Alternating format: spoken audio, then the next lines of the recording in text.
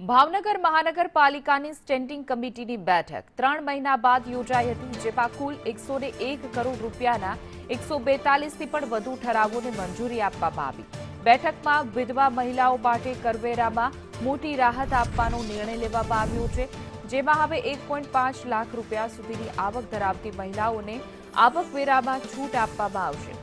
સાથે જ સિટી બસના માસિક, ત્રિમાસિક અને 6 માસિક પાસના ભાવોમાં પણ ઘટાડો કરવામાં આવ્યો છે। ચેરમેન કિશન મહેતાએ આ અંગે માહિતી આપતા જણાવ્યું કે આ નિર્ણયો નાગરિકોને સીધી રાહત આપશે અને શહેરના વિકાસ કાર્યોને ગતિ મળશે।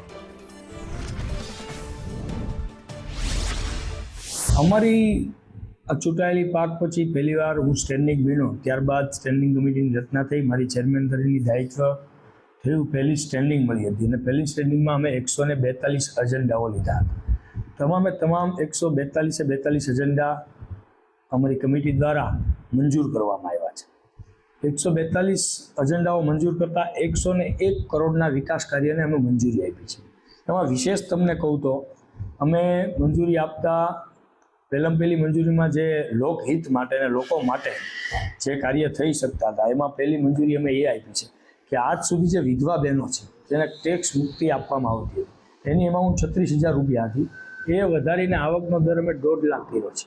જે લોકોની 1.5 લાખ સુધીની વિધવાની આવક હશે એને અમે ટેક્સમાંથી મુક્તિ આપશું। 36,000ને બદલે 1.5 લાખ સુધી લઈ ગયા છે।